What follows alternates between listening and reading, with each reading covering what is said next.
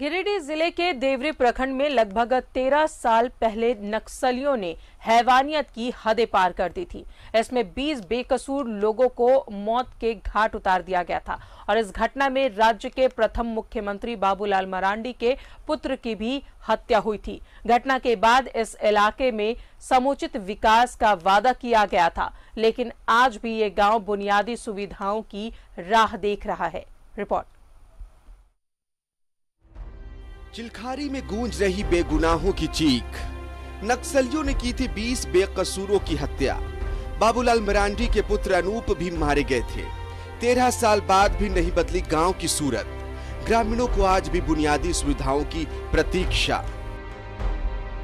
झारखंड बिहार की सीमा पर देवरी प्रखंड का चिलखारी गांव का ये वही फुटबॉल मैदान है जहां आज से 13 साल पहले माओवादियों ने गोलीबारी कर 20 लोगों की हत्या कर दी थी, जिसमें सूबे के पूर्व मुख्यमंत्री बाबूलाल मरांडी के पुत्र अनूप मरांडी भी मारे गए थे। ये मैदान आज भी उस घटना को जीवंत कर देता है। सारे बेकसूरों की याद एक साथ आ जाती है। घटना के बाद सरकार की ओर से कई वादे किए गए थे, लेकिन आज तक सारे वादे अधूरे नजर आते हैं। इसी बीच रात को 12 साढ़े 1 बजे के आसपास की बात करते हैं। गिरिडीह जिले के देवरी प्रखंड में लगभग 13 साल पहले नक्सलियों ने हैवानियत की हदें पार कर दी थी। इसमें 20 बेकसूर लोग मारे गए थे और इस घटना में राज्य के प्रथम मुख्यमंत्री बाबूलाल मरांडी के पुत्र की भी हत्या हुई थी। घटना के बाद इस इलाके के समुचित विकास का वादा किया गया था, लेकिन आज भी ये गांव बुनियादी सुविधाओं की राह तक रहा है। रिपोर्ट। चिलखारी में गूंज रही बेगुनाहों की चीख। नक्सलियों ने की थी 20 बेकसूरों की हत्या। बाबूलाल मरांडी के पुत्र अनूप भी मारे गए थे। 13 साल बाद भी नहीं बदली गांव की सूरत। ग्रामीणों को आज भी बुनियादी सुविधाओं की प्रतीक्षा। झारखंड बिहार की सीमा पर देवरी प्रखंड का चिलखारी गांव का ये वही फुटबॉल मैदान है जहां आज से 13 साल पहले माओवादियों ने गोलीबारी कर 20 लोगों की हत्या कर दी थी, जिसमें सूबे के पूर्व मुख्यमंत्री बाबूलाल मरांडी के पुत्र अनूप मरांडी भी मारे गए थे। ये मैदान आज भी उस घटना को जीवंत कर देता है। सारे बेकसूरों की याद एक साथ आ जाती है। घटना के बाद सरकार की ओर से कई वादे किए गए थे, लेकिन आज तक सारे वादे अधूरे नजर आते हैं। इसी बीच रात को 12 साढ़े 1 बजे के आसपास अचानक नक्सलियों ने घटना को अंजाम दिया। हम लोग को पता भी नहीं चला। अचानक गोली चलने लगे। कितने लोगों की मौत हुई थी? लगभग 20 लोग की मौत हो गई। सरकारी सुविधा मिलता है, पेंशन या और कोई? कुछ नहीं मिलता है। मुखिया को बताई हैं या फिर वीडियो साहब को? बताए हम नहीं कहा बिल तक कुछ नहीं मिला है। कहाँ विकास है सर? कुछ नहीं हुआ है। कितना उम्र हो गया आपका? 60 वर्ष। 60 वर्ष। पेंशन मिलता है या फिर कोई सरकारी सुविधा? नहीं मिलता है। गांव की महिलाएं बताती हैं कि आज भी ये गांव विकास से कोसों दूर है। ग्रामीण जनप्रतिनिधियों के चक्कर लगाते रहते हैं, लेकिन उन्हें उसके बदले बस आश्वासन ही मिलता है।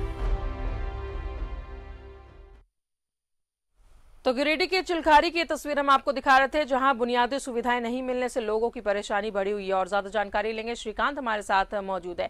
श्रीकांत, 13 साल बीत गए, वादे किए जा रहे हैं, लेकिन वो उन वादों को आज तक पूरा नहीं किया गया।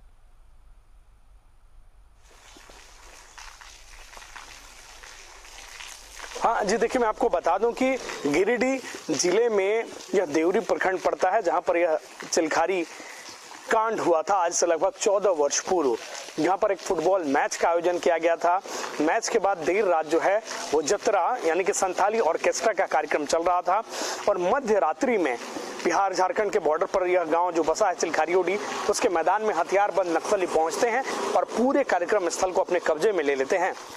इसके बाद गोलियों की तड़तड़ाहट वहां पर सुनाई देती है और पूर्व सीएम जो है सूबे के बाबूलाल मरांडी, उनके पुत्र सहित 20 लोगों की मौत हो जाती है। इस नरसंहार को लाल अक्षरों में याद किया जाता है और आज भी उस गांव में जो लोग हैं, हमने जिनसे बात किया, उस घटना को याद कर सिहर उठते हैं। हालांकि सरकार ने जो वायदा किया था मुआवजा का और नौकरी का, वो तो आश्रितों को मिल गया, लेकिन इलाके का संपूर्ण विकास अब भी नहीं हो पाया है। गांव के मुहाने तक तो सड़क पहुंचती है, पक्की सड़क, लेकिन गांव के अंदर अगर हम बात करें तो गांव के अंदर अभी पक्की सड़क नहीं बन पाई है। मैदान जहां पर इस घटना को अंजाम दिया गया था, नक्सलियों ने जो बर्बरता दिखाई थी, उस मैदान को स्टेडियम बनाने की बात थी, आदर्श गांव बनाने की बात थी। यानी कि कह सकते हैं हम कि पूर्णतः विकास जो है अब तक नहीं पहुंच पाया है या नहीं हो पाया है उस इलाके का। जो ग्रामीण है वो अब भी सरकार से गुहार लगा रहे हैं कि जो पूर्ण विकास है वो इस गांव तक पहुंचना चाहिए। हालांकि उस घटना के बाद जो है पुलिस ने बहुत हद तक नक्सली घटनाओं पर अंजाम लगा लिया है। गिरिडीह पुलिस हो या सीआरपीएफ हो, लगातार पुलिस अपनी दबिश बनाए हुए है और लगभग हम कह सकते हैं कि नक्सलियों पर पुलिस नकेल कसने में जो है वो सक्षम हुई है। पुलिस का जो दबिश है उस इलाके में अब हमें भी नजर आती है, लेकिन विकास जो है जितना होना चाहिए था इलाके में वो विकास अब भी शायद कहीं ना कहीं नहीं हो पाया है। यही कारण है कि ग्रामीण अब भी सरकार से आस लगाए बैठे हैं कि सरकार अब भी नजरे इनायत उन इलाकों पर करे, क्योंकि उसके बाद हमने एक और खबर उसी प्रखंड से दिखाई थी जहां पर पक्की सड़क नहीं है जाने के लिए, बिजली 1 साल से खराब है, जो भद्रों का गांव था। तो आसपास के कई ऐसे दूर दराज के इलाके हैं जिनमें पूर्णतः विकास अब भी नहीं पहुंच पाया है। अब जरूरत है कि जो जनप्रतिनिधि हैं उस इलाके के या जो संबंधित अधिकारी हैं वो इस और ध्यान दें, ताकि जो विकास की समुचित किरण है, जो सरकार की जो योजनाएं हैं वो उन गांवों तक पहुंच सकें। जी तमाम जानकारियों के लिए। तो वादे लाख किए गए लेकिन अभी तक उन वादे को पूरा नहीं किया गया और इसका खामियाजा यहाँ के लोग भुगत रहे हैं।